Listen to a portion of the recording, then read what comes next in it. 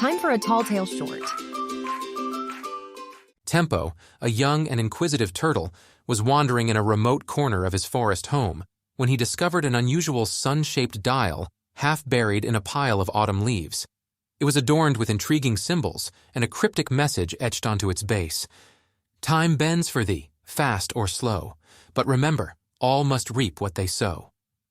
Back in his burrow, Tempo toyed with the pointer. As he twisted it, he noticed something strange. The sun was setting rapidly. Startled, he turned the pointer in the opposite direction, and just as quickly, the sun began to rise. His heart raced. Could this dial control time itself? Days filled with excitement followed. With the dial, a juicy blackberry's deliciousness could last for hours. Conversely, tedious chores vanished in the blink of an eye. After a while, Tempo completely abandoned normal time for his new manipulated version of reality. Everything was just as Tempo wanted until the unthinkable happened. One day, while skipping through a mundane afternoon, he snapped back to a horrifying reality. His forest home was a blackened, smoky skeleton of its former self. His friends were huddled together, faces strained, paws sooty. "Tempo, where were you?" cried an old hare, voice trembling with sadness and disbelief. "The fire! We called for you!" Like a punch to the gut, the realization hit Tempo. He'd been absent during his friend's hour of need, oblivious in his time-altered reality. His gaze fell on the sundial, and the message echoed in his mind. All must reap what they sow. He'd savored the sweet moments, but had also sowed seeds of neglect. His friends, believing he'd abandoned them in their crisis, left with heavy hearts, venturing into the dangerous unknown of the deeper forest to find a new home. Gazing at the charred remnants of his forest, Tempo's resolve solidified. He would right his wrongs and make amends. He twisted the sundial's pointer, and time slowed to a crawl. "Friends!" Tempo called, his voice echoing in the silence of the decelerated time. "Wait for me!" As he journeyed towards the new, unfamiliar part of the forest, he was ready to prove his friendship and make things right, once and for all. The deeper forest was a world away from Tempo's cozy corner of the woods.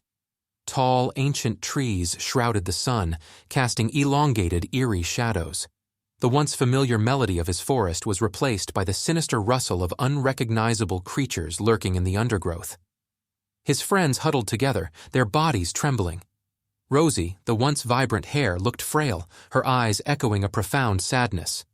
Next to her, the once gregarious sparrow, Peck, sat quietly, a shadow of his former self.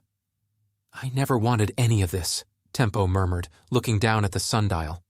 The power he had once reveled in now felt like a chain around his heart. A low growl echoed, freezing the blood in Tempo's veins. From the undergrowth emerged a monstrous fox, its eyes gleaming ominously in the low light. Time to make things right, Tempo thought, his paw closing over the sundial. As he turned the dial, time seemed to elongate, like water transforming into molasses. "Run!" he cried, his voice echoing through the unnaturally stilled world. Rosie, with her ever-sharp instincts, was the first to grasp the situation.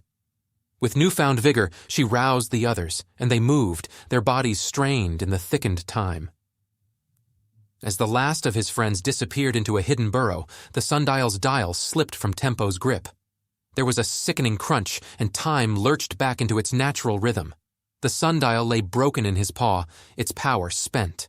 The fox, thwarted and bewildered, retreated into the shadows. Alone in the deep woods, Tempo clutched the shattered remains of his sundial. He had lost his extraordinary power, but he had regained something far more precious, his friend's trust. When he finally made it back, Rosie hobbled towards him, her eyes welling up. "Thank you, Tempo, for being there when it mattered," she said softly. As Tempo looked at his friends, he saw relief in their eyes. They were tired, but safe. He felt a change, in himself and in how his friends saw him. He no longer had the sundial, but he felt balanced. He realized that living in the moment was more valuable than any sundial. It wasn't just about how fast or slow time moved, but about what you did with it and who you spent it with.